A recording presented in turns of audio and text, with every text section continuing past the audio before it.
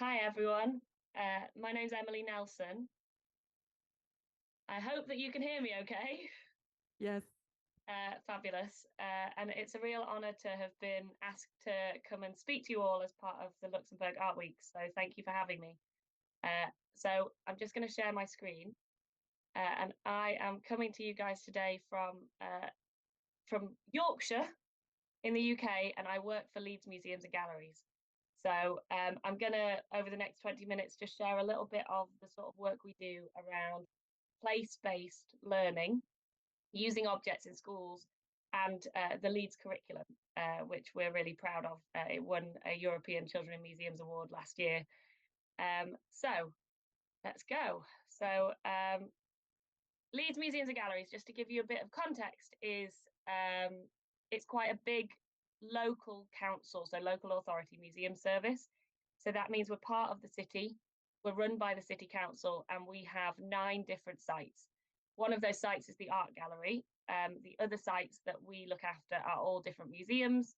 I'm usually based at the Leeds Discovery Centre, which is where we keep over 1 million objects in kind of a purpose-built storage facility. But within the other museums that we look after, we have 2 historic houses. So a massive Tudor mansion from about the 1500s, an Edwardian house from the late 1900s. We have a medieval abbey. We have 2 industrial museums. We also have a mock Victorian street, and we have like a big flagship museum in the city centre, which is Leeds City Museum, which has a bit of everything in it. It's probably the kind of more traditional, large scale museum with multiple displays. So that's us as a service.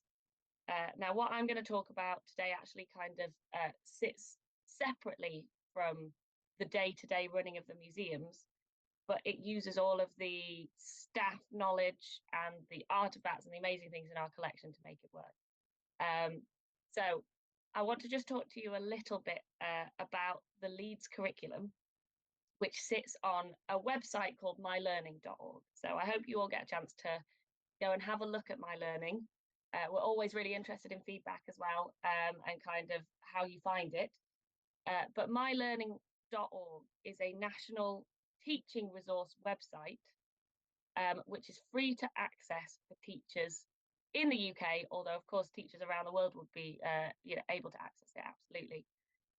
And on My Learning, so My Learning is run by Leeds Museums and Galleries, but it's not a Leeds website, it is national, and it hosts resources from museums and cultural organisations that span from the smallest volunteer-run tiny little organisations to specialist museums or galleries with really specific collections, all the way to some of the big national organisations in the UK, including like the British Library, which has recently put some new resources onto My Learning. So My Learning is a kind of big national website hosting resources which come from museums, the art world, and cultural organisations across the country, and are free to access for teachers.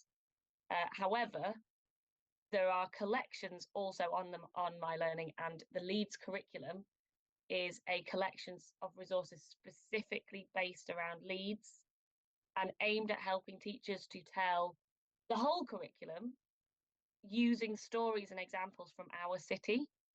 So one of the things that we say when we talk about the reason we put together this place-based curriculum is there's a First Nations proverb which says we need to give them roots to give them wings.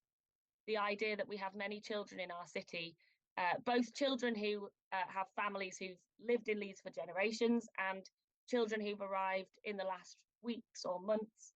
And through these resources, we aim to give all of those children an understanding of the city they live in and of the fact that they are now part of the story of that city. So we aim to have examples of many different diverse aspects of the city, and also kind of to span the different aspects of the city's history. So there are resources on there about specific periods, for example, the Tudors or the Victorians. There are resources on there around specific themes, for example, World War Leeds and what Leeds was like in the First and Second World War, but there are also resources on the Leeds curriculum which are themed all around the arts. So creativity, dance, the carnival. So we're very proud of the fact we have the longest running West Indian Carnival in the UK. And so the Leeds curriculum is a place to bring all of those different aspects of our city together so that schools can access them really easily, and teach children about the place that they're living in. So here's just a kind of example of what some of those resources look like. So I picked out some of the ones that are more themed around arts subjects, but the reality is that there's the curriculum is split into a number of different strands, and each of those strands kind of gives a different element of the history of Leeds. But when teachers access the website, what they will find is they will search a term, or they can open the Leeds curriculum and just see all of the different, we call them stories, learning stories, and then they can click on a learning story to find out a little bit more about it. And where it says KS2 or KS3, that is a sort of indication for teachers of what age these resources are aimed at. So Key Stage 2 is upper primary school children. Key Stage 3 is lower secondary school children. But the real aim of these resources is that they are able to be used across the board by anyone. So in terms of how they're structured, these resources are structured around a mix of information.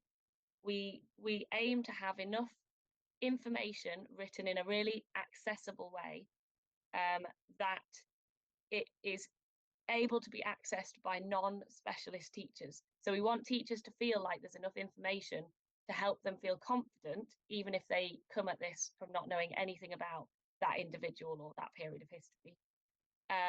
So this is just an example of kind of the story about Leeds artists. So there's always some information. If you look on the left-hand side, you'll see that the kind of bigger learning story is split into chapters. So each one of these links on the left-hand side will tell you about a different artist from Leeds. And the other thing is, throughout the stories, throughout the kind of different chapters, there are really high quality images embedded. And each of those images, or any video that might be on there, or anything else, each of those resources can be downloaded and then used to put into teachers' own PowerPoints or their own presentations, or even I've seen teachers using these to make displays. So right at the bottom there are the resources, anything that can be downloaded. Sometimes that will include PowerPoints as well, or other things. And there are kind of links to other websites and other places where teachers can find information as well. So this is what a learning story looks like on My Learning. And for us, the images and the downloadable kind of content based around objects or artworks, it's just as important for us that they are there and accessible, you know, specifically from our collections, but to help schools really engage with those objects, the actual evidence, the archival documents and things like that. So moving on, the kind of other aspect of this is My Learning and the Leeds curriculum can be accessed by anybody in the country, and they can be accessed for free. I think what we do, which is quite unusual, is we also then run a membership scheme for schools in Leeds who pay to work very closely with us as partners. And I will go on to talk a little bit about how the Leeds curriculum really underpins that work that we do with schools. But this is about schools then paying a subscription, either bronze, silver or gold, to borrow artifacts from our museum collection. So the objects that they borrow, they come in flight cases, so they come in these kind of briefcases, and each object is individually wrapped and individually cut into sort of foam cutouts within flight cases, within these briefcase boxes. And those objects are part of our actual collection. They're not replicas. We don't have a handling collection of objects that we let people touch while we keep our other collection separate. We have one collection. We have, as a museum service, we have 1.3 million objects and artworks. And we do believe that we look after them for the people of Leeds, and that they should be accessible by the people of Leeds. So our school membership scheme is one of the ways that we help people within the city to access those objects. So when schools sign up to our membership scheme, they get 6, 8 or 10 loans boxes per year. Those boxes, as I've said, contain real objects. They also get a certain number of workshops. So those workshops are delivered on any of our 9 museum sites. And they're a way of getting the schools. So our objects are going into schools, but they're a way of then getting the schools to come back into us. And we do find that our schools tend to visit multiple sites of ours through the years. Now, the other thing we have as part of the membership scheme is assemblies. Those assemblies are delivered by, most of the time, subject specialist curators alongside myself. So we'll have someone from the learning team. My job role is as learning and access officer. But alongside that opportunity for children to meet someone who's a real specialist in art, or someone who's an archaeologist, or someone who is a scientist. And then when you get to silver and gold, that teachers are also being invited as part of this membership to come along to our exhibition previews. They're being invited to work with us really closely on things like, so we have a membership teacher network where they come together once a term, 3 times a year, to share problems, to talk about challenges, to support each other. And for gold members, we have a kind of a really strong teacher training offer. However, underpinning the whole of the museum membership scheme for primary schools is teacher training. So that's something that every school has to undertake before they can borrow any objects. So the way that this membership has really kind of ended up working for us is that it enables us to build really strong relationships with the schools who we work with. Even if they start by joining the membership at bronze because really they want access to those artifacts, the support that they get wrapped around that through the membership has a real impact on the way that they often are teaching, the sort of things they're teaching, because we're able to point them in the direction of things like the Leeds curriculum. So here is an example of what those flight cases look like. So the boxes are, like I said, these briefcases with artifacts in them, and this is what the children are able to handle and pass around in their classrooms once schools are signed up to the membership. So moving on. So the other thing that underpins this as part of the membership is this teacher training offer. So every school that joins our membership before they can borrow a box of artifacts, every school undertakes a 1-hour initial training session. And that training session is around how they care for the objects. And it's around kind of helping to develop the narrative and the understanding in schools that when these objects are in school with them, they're part of the museum. So we expect them to keep the objects locked away when they're not using them. We expect them to kind of follow the rules, to be really careful about handling the artifacts, and to make sure that they've read all the instructions, make sure that they've read all the information about the objects before they use them. But we also really want them to have access to these resources. So this teacher training helps us to kind of build those relationships as a starting point. But further to that, we work with the curators to develop specific teacher training. So we run a program of teacher training that all schools can access, but our members can access at a discount or free, based around specific aspects of the curriculum. So the slides on this slide are an example of some of the training we do around the Stone Age, which is a British curriculum.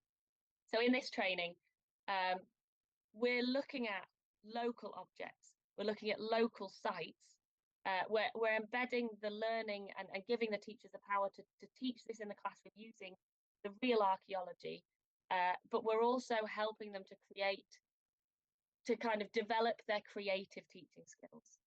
We're helping them to think about how they can teach this subject in a really strong, robust way, as a historian would or as an archaeologist would, but by being creative with the sort of activities that they're doing and making sure the information they're using is really relevant and is really local.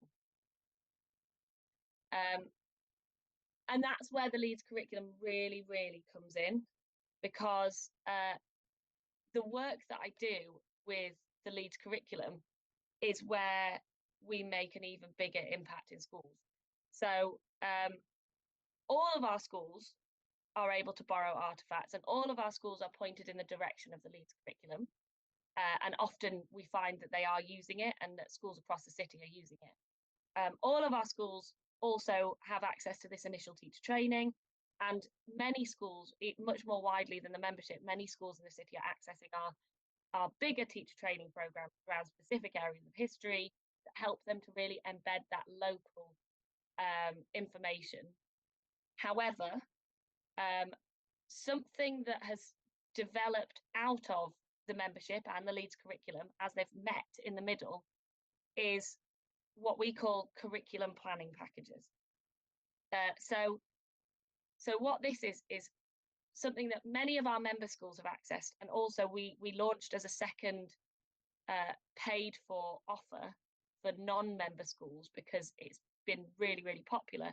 But what this involves is it involves us supporting schools to actually think about what they're teaching in the first place. So in the UK, schools have a certain amount of subjects which are very set on the national curriculum, but there are areas of choice. For example, in the primary school history curriculum, they are asked to choose an aspect or theme of British history after 1066. What that is not set. Schools have an absolute choice as long as it is a kind of a big theme over time or a moment that was considered a significant turning point.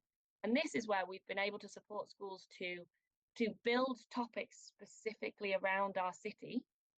For example, industry in Leeds over time. And then they wouldn't be able to do that. They wouldn't be able to teach that without having resources, the images, the archival material, the information to access to feed into their lessons.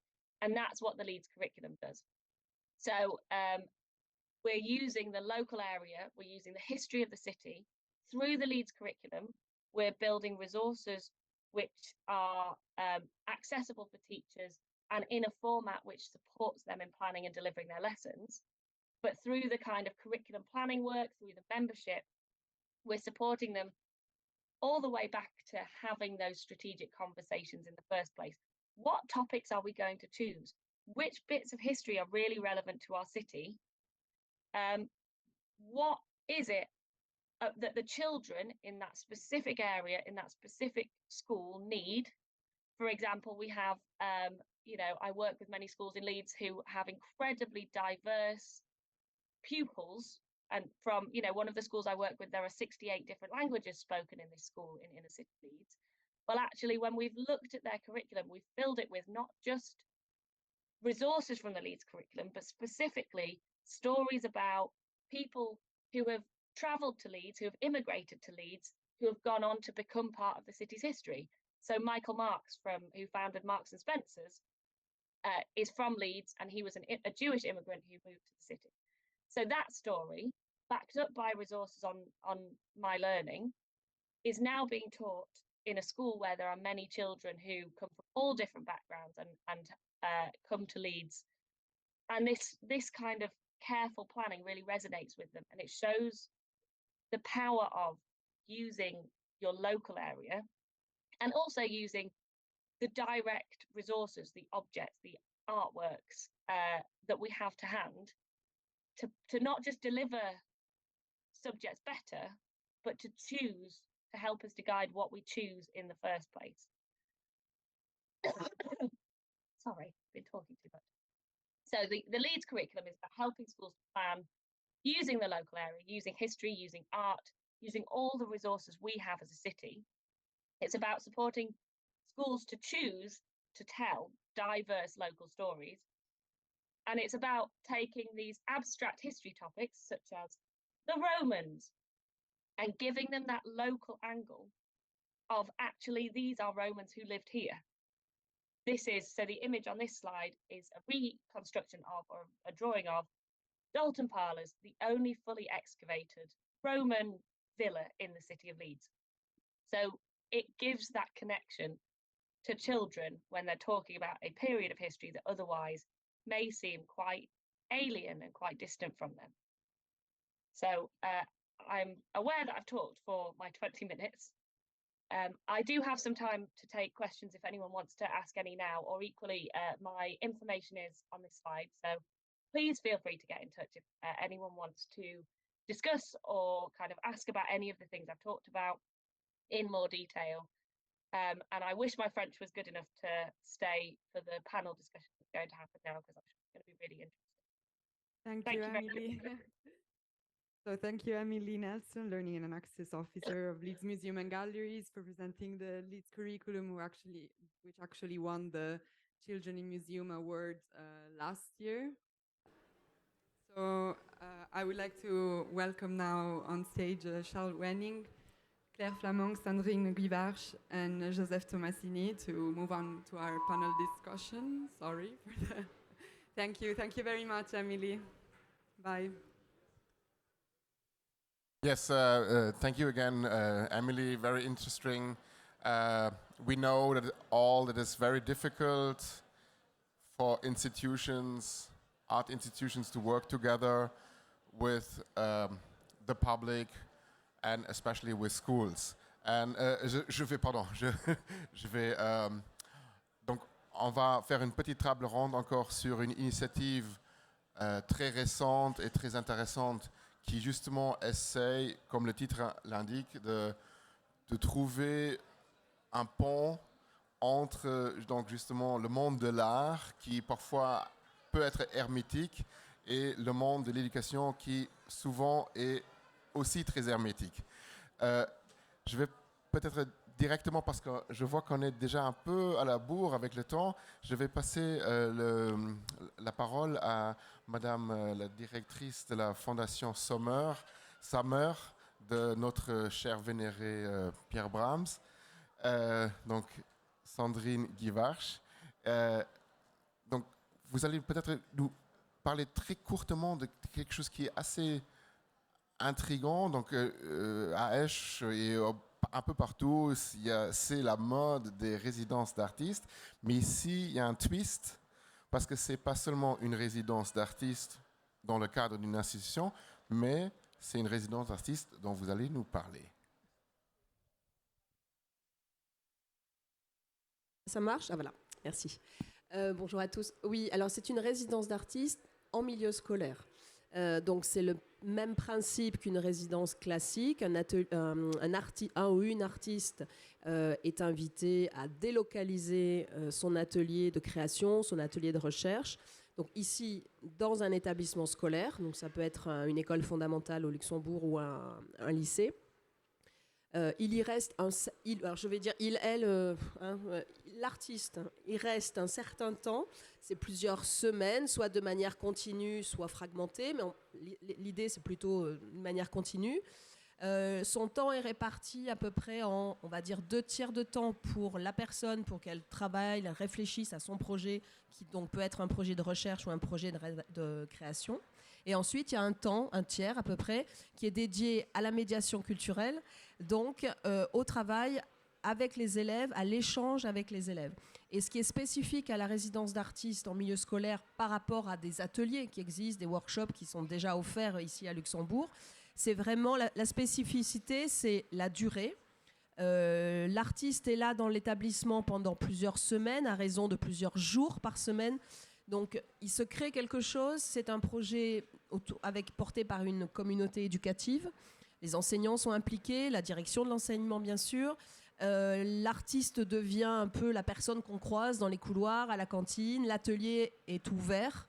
On peut passer la tête pour aller voir ce qui se passe. Et donc, au-delà du workshop qui est souvent ponctuel, on propose aux enfants, aux jeunes, d'être confrontés au processus créatif. Donc, je crois que c'est ça qui est important, c'est de comprendre comment fonctionne un artiste. Tu disais, c'est un peu hermétique parfois le milieu de l'art. Donc là, on découvre un peu comment fonctionne un artiste, comment il travaille, parfois seul et parfois dans l'échange, et c'est une des plus-values. Juste une question. D'où vient l'initiative initiale? Donc, qui avait eu cette idée de travailler donc justement sur la résidence d'artistes? Bon, alors, pas de fausse modestie, c'est nous, c'est la Fondation Sommer. Donc la Fondation Sommer, elle a été créée en 2016 par Pierre Brahms, un mécène. Sa mission principale, c'est l'empowerment des enfants et des jeunes à travers les arts et la culture. Donc ça pose déjà le cadre. Dans les premières années, elle a fonctionné en soutenant financièrement des projets qui émanent d'artistes, d'institutions culturelles, d'institutions éducatives et d'ASBL sociales et culturelles. Et là, bon, moi je suis arrivée il y a un peu plus d'1 an et l'idée, on a doublé les effectifs, donc on peut travailler un peu autrement, c'est d'avoir tout un travail de fond. Et on sait que ça existe dans le monde anglo-saxon, ça existe en France, en Allemagne, en Belgique, ces résidences d'artistes. Et a priori, il n'y avait rien, il n'y avait pas de contre-indication médicale qui disait que ça ne pouvait pas avoir lieu au Luxembourg. Donc, on l'a mis dans notre plan d'action pluriannuel, mais on savait que c'était un gros chantier parce que nous, on veut bien coopérer avec des ministères parce qu'on ne va pas faire les choses toutes seules, mais on sait que là, il faut mettre autour de la table 2 ministères, de l'éducation et de la culture. Donc, on s'était dit, OK, horizon 2025, on abordera le sujet. Et puis, en fait, on a fait une rencontre avec Luc Weiss, le directeur du Script, à qui on a présenté la fondation. On lui a parlé incidemment de ce projet-là. Et là, il nous a dit, nous, ça nous intéresse aussi. Donc, essayons de nous associer pour faire avancer le projet. C'est une bonne occasion donc, de présenter Claire Flamang, qui est donc la représentante du Script. Le Script qui est la cellule aussi de recherche et d'innovation en matière éducative, donc toujours à la recherche de nouvelles pistes.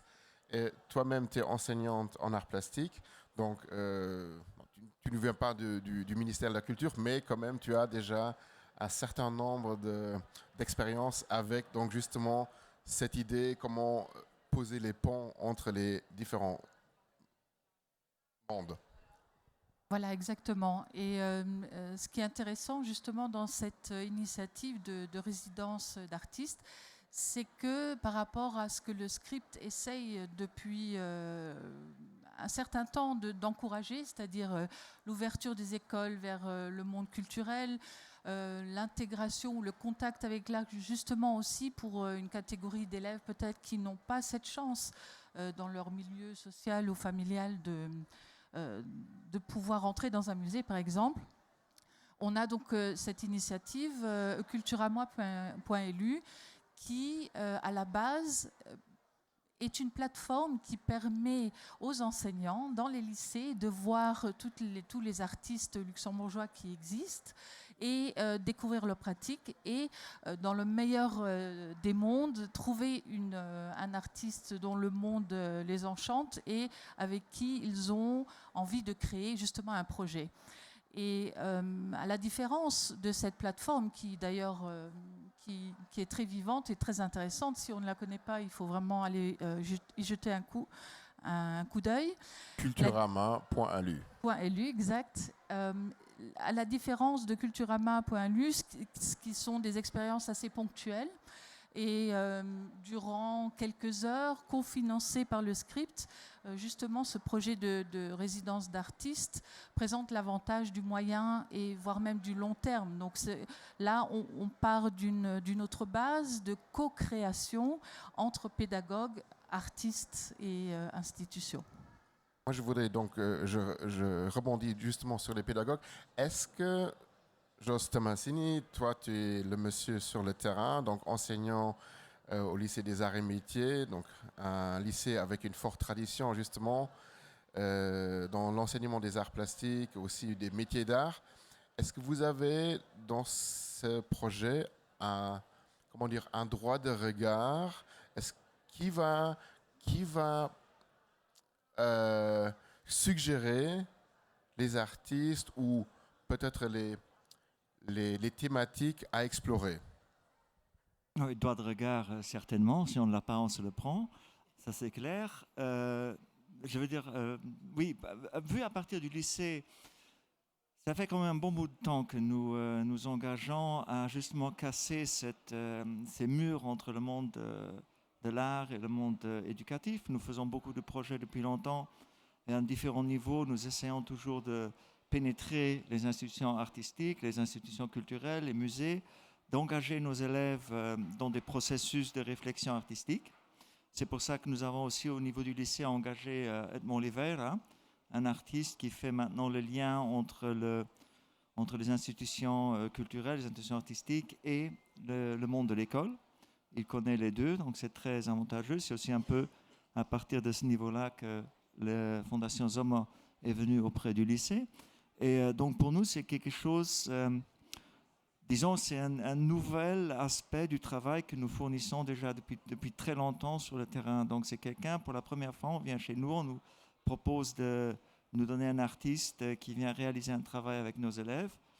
Et nous sommes naturellement très heureux de pouvoir vivre cette expérience. Je pense que nous avons aussi, ce qu'on a discuté un peu avant, un peu le know-how, après de donner un feedback sur le déroulement du projet, sur les points forts, sur les points peut-être un peu à améliorer. Et je pense que le choix et la place du lycée des arts et métiers dans un projet pareil est absolument justifié et je dirais même judicieux. Là, tu parlais de feedback et je crois que ça rebondit tout de suite à nouveau au ministère de l'Éducation. À quel moment est-ce que vous pensez que le projet fonctionne? Ce serait quoi un critère de réussite? Ou comment pensez-vous donc le futur de cette collaboration? Alors à la base, c'est de permettre en tant que service de coordination justement de trouver des écoles qui déjà dans leur ADN ont cette tendance ou d'autres intervenants intéressés à mettre en relation justement les artistes, les institutions et les pédagogues et dans ce sens-là de garantir aussi une bonne communication avec les parents et de ne pas négliger justement la documentation pour pouvoir avoir, après une année pilote, pour pouvoir avoir un peu de recul et donc faire une évaluation justement par rapport aux attentes, aux objectifs, s'ils ont été atteints, et surtout, parce que je pense qu'on est dans une phase de work in progress, et surtout d'amélioration pour pouvoir ancrer cette initiative dans le quotidien scolaire. Je vais profiter de poser exactement la même question à Sandrine. À quel moment la Fondation, elle, est satisfaite et trouve que l'argent, le mécénat a bien trouvé son chemin? Oui, alors la question de l'évaluation, c'est une question cruciale. Je pense que c'est à peu près le premier dossier que j'ai eu en arrivant à la Fondation. C'était quelque chose que Pierre Brahms lui-même a porté dès la création de la Fondation, parce que certes, c'est un mécène et voilà, qui a mis son patrimoine au service de cette cause, mais ça lui était vraiment, ça lui tenait à cœur plus que d'évaluer, mais de mesurer l'impact, alors de l'argent, mais de l'utilisation de l'argent à travers des projets, puisqu'on est une fondation reconnue d'utilité publique, donc voilà. Et donc, encore de son vivant, parce qu'il est décédé fin 2019, de son vivant, ils ont travaillé avec l'équipe et le conseil d'administration à mettre en place une boîte à outils d'évaluation qu'on a fait faire en collaboration avec des chercheuses de Cologne. Donc on a toute une boîte à outils qu'on a partagée avec les personnes du script qui vont faire l'évaluation de ces résidences d'artistes. Alors la particularité, il y en a deux, c'est qu'on est dans la culture, donc l'évaluation du processus culturel, créatif, bon, c'est déjà pas facile, mais la notion d'empowerment qui nous importe, elle est difficile à mesurer, on n'est pas dans du quantitatif, mais on doit faire du qualitatif avec quand même quelques indicateurs. Donc pour nous, il y a un membre du conseil d'administration qui dit déjà, si nous on a changé la vie d'un enfant sur un projet, on est heureux avec ça. S'il y a un enfant qui n'allait jamais dans une institution culturelle, qui n'avait jamais rencontré un artiste, s'il le fait, voilà, l'argent est déjà bien utilisé. Mais bon, c'est la philosophie. Ensuite, évidemment, on doit aller plus loin. Nous, on est ravis vraiment que ce projet-là, comme je disais, qui était dans nos plans d'action, arrive en top priorité parce que les ministères, et il y a une représentante du ministère de la Culture ici, aient eu envie de nous suivre. Pour nous, on va être attentif au déroulement aussi, on va beaucoup observer et En fait, il ne faut pas voir la résidence d'artiste, c'est un dispositif d'éducation artistique et culturelle, mais on ne va pas mesurer à la fin si dans une classe, les enfants savent mieux dessiner, savent mieux peindre, savent mieux danser ou jouer de la cornemuse. Le principe de l'éducation artistique et culturelle, en général, c'est vraiment ça, c'est le rapport des élèves. L'espace-temps qui est créé, c'est pour se développer, c'est pour tester, expérimenter, se tromper. On essaye de sortir un peu quand même enfin, je parle sous le couvert d'une enseignante en art, mais voilà, on sort de la sanction, de la note. On est dans un espace où on peut s'exprimer, voilà, essayer, échanger avec un artiste. Et donc, ce qu'on va mesurer, c'est aussi cette communauté, parce que bon, après, il y a énormément déjà, on a rédigé un rapport qu'on a remis aux 2 ministères. Donc, moi, j'ai lu énormément de guides de bonnes pratiques de ce qui se fait dans nos pays voisins, parce qu'on ne va pas réinventer la roue. Voilà. Donc, il y a beaucoup d'idées de qu'est-ce qu'il faut observer. Et il y a une dimension qui est, c'est les enseignants, parce qu'il y a une chose, c'est que l'enseignant, il donne, peut-être, tu vois, quand il y a un workshop, peut-être que l'enseignant se dit, OK, j'ai un artiste qui vient dans ma classe, il prend ma classe pendant 2 heures. Au mieux, je regarde ce qui se fait et au pire, je corrige les copies. Mais voilà. Là, non, c'est vraiment un duo entre l'artiste et l'enseignant. Et on l'a lu dans les rapports, l'enseignant, il voit ses élèves aussi sous un autre jour parce qu'il les voit expérimenter une pratique artistique. Voilà. Donc, c'est assez ténu ce qu'il faut observer. À l'issue de la première année d'expérimentation, cette année, on devrait avoir 4 résidences, 2 dans le secondaire et 2 au fondamental. Et donc, ensemble, on va essayer de faire des recommandations aux 2 ministères pour poursuivre l'expérimentation. Il y a peut-être un problème plus profond, c'est que vu l'absence d'enseignement post-secondaire, post-secondaire au Luxembourg, la proximité avec les métiers d'art ou avec les artistes, vraiment de rencontrer les artistes dans la vie quotidienne, elle est plus rare. Et donc, je trouve que... Du coup, ce type d'initiative, c'est très, très important. Mais je voulais demander à Tomasini, Jos, justement, ce côté métier. Donc,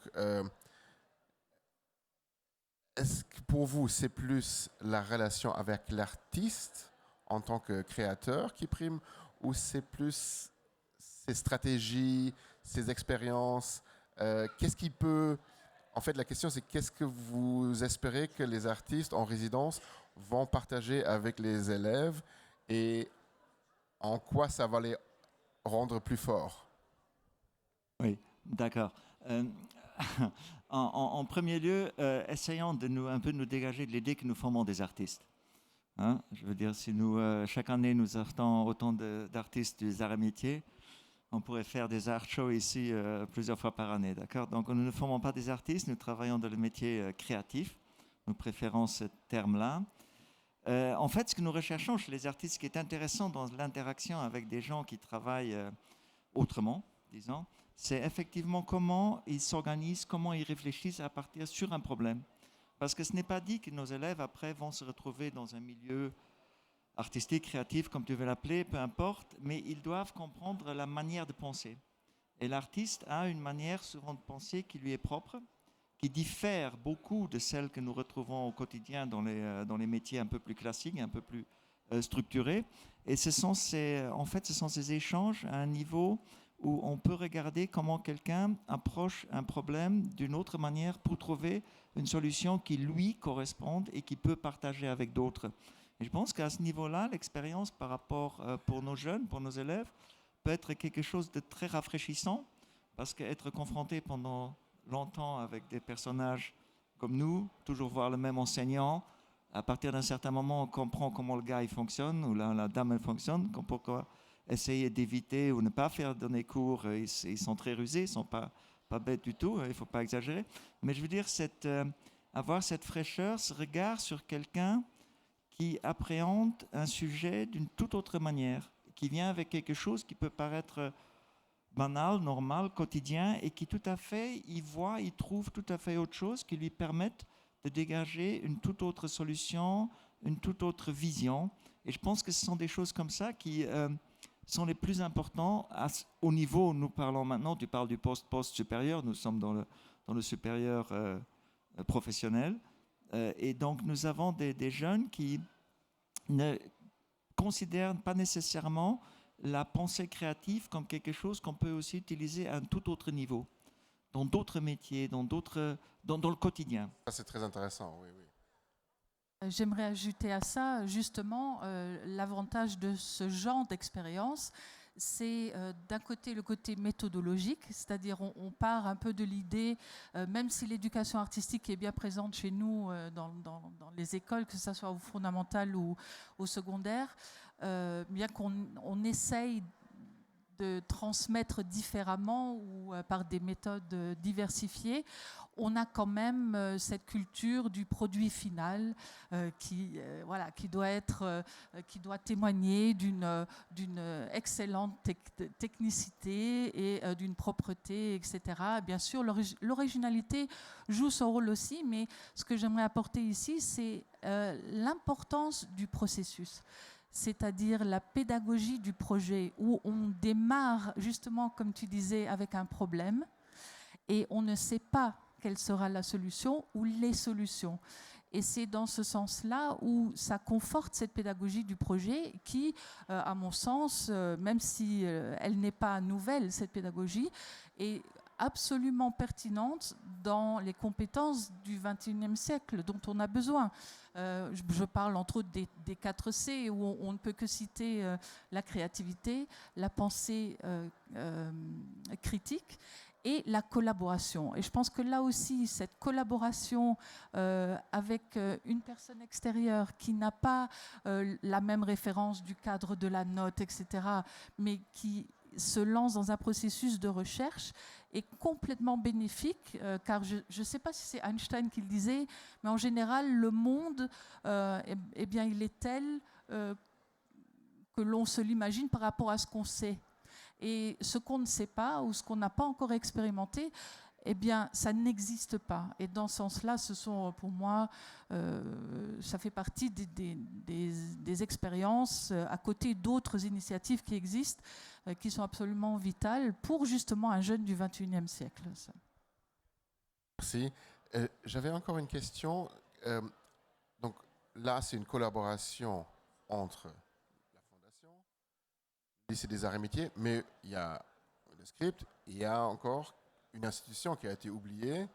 Je crois que c'est quand même important de dire que c'est aussi un travail avec les institutions d'art.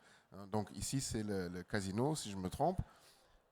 Oui, en fait, c'est le casino. En fait, c'est le casino display qui nous a approchés en disant, donc c'est la partie innovation du casino, encore plus innovant que le casino, qui accueille souvent des jeunes artistes et qui nous a dit, quand il savait qu'on réfléchissait sur le projet de résidence d'artistes, nous a dit, nous on a déjà des jeunes artistes qui viennent en résidence de recherche.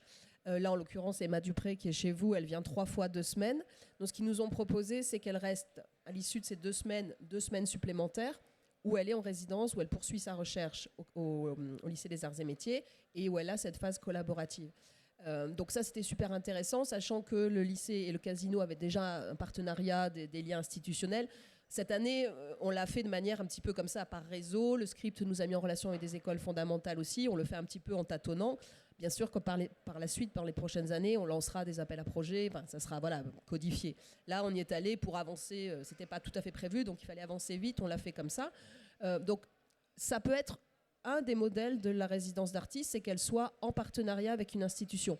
Mais ça peut très bien ne pas être. Mais les deux sont intéressantes. Mais dans les autres cas de figure, il n'y a pas d'institution porteuse. Je trouve ça, déjà, c'est très intéressant parce que justement, les résidences artistes, si elles sont comme ça, sans ancrage, c'est aussi un peu de l'art pour l'art. Mais je reviens juste pour la méthodologie. Ça, c'est un point, je crois, qui est très important.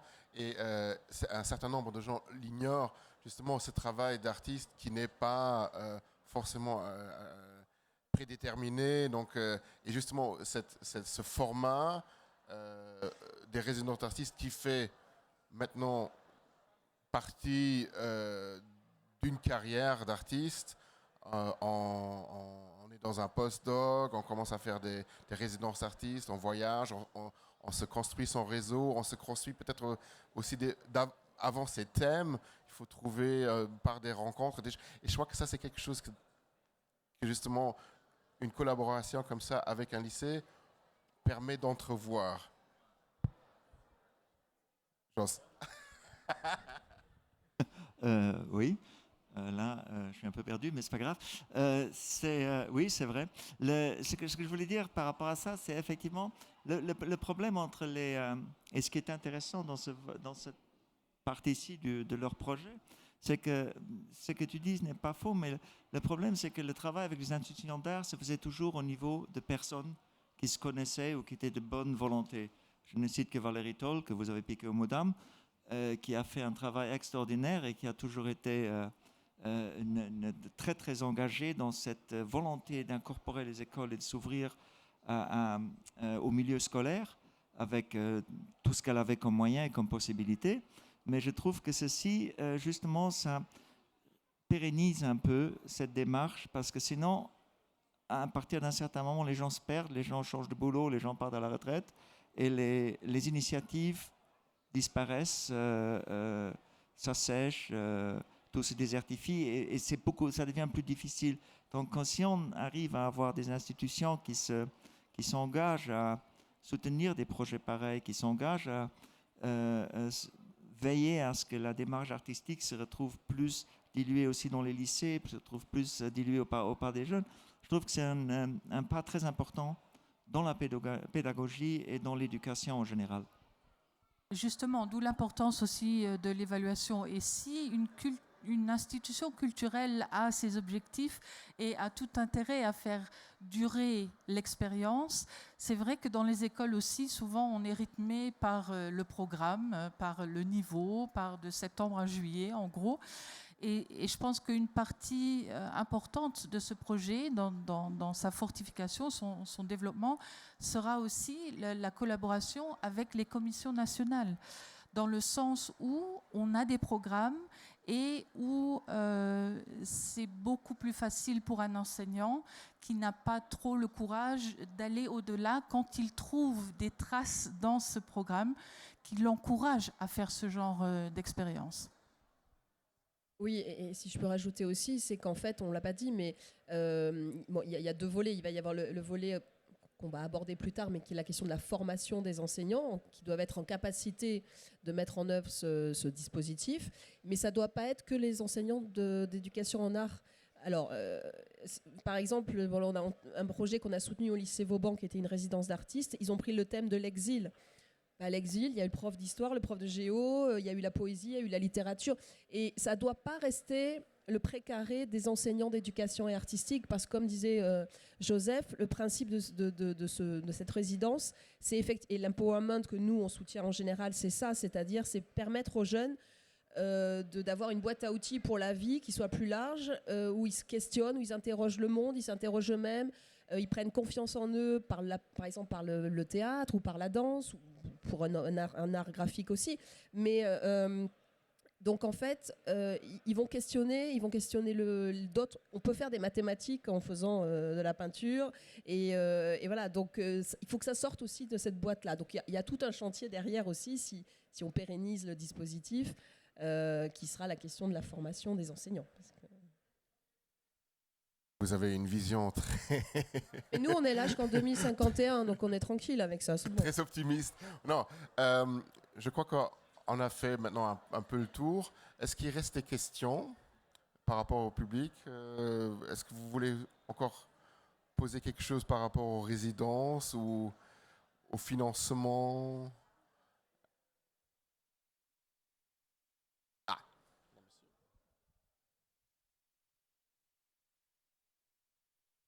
Oui, moi j'ai une question par rapport au public, c'est-à-dire quels sont les retours des élèves?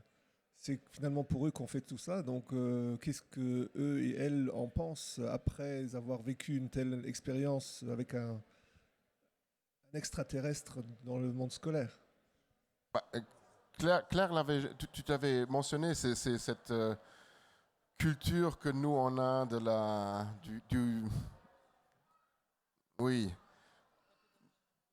Non, on n'a pas la culture de la pédagogie du projet qui n'a pas forcément un rendu comme ça très léché, mais il y a quand même cette notion de restitution de résidence. Hein, ça, c'est Oui, quelque alors chose où vous pourrez... effectivement c'est assez codifié. La résidence, effectivement, idéalement il y a un temps de restitution, mais qui n'est pas un temps forcément d'exposition ou de création d'une œuvre. Mais bon, ici on les a pas encore faites au Luxembourg, mais ce que j'ai lu dans les rapports. Et puis on a soutenu 3 projets au lycée Vauban, bon, qui est un lycée français, donc il y a la pratique des résidences scolaires.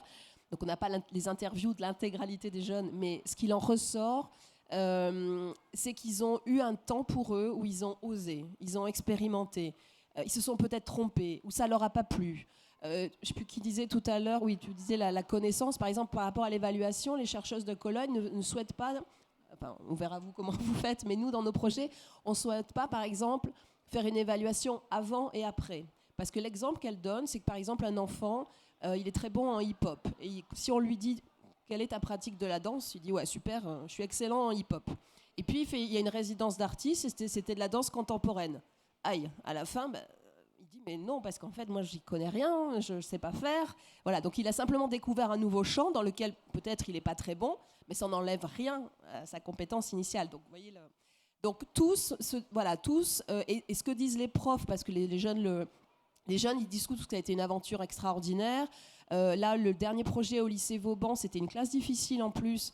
Ils ont été hyper soudés. Le thème de l'exil, les enfants sont allés voir leurs parents. Certains ont découvert, bon, je n'arrive pas à m'imaginer comment, mais il y a un petit garçon qui racontait qu'il a découvert qu'il avait des origines polonaises. Je ne sais pas pourquoi on lui a caché qu'il avait des origines polonaises, mais bon. Donc, ils ont discuté avec les parents, ils ont discuté entre eux. Il y a des religions différentes.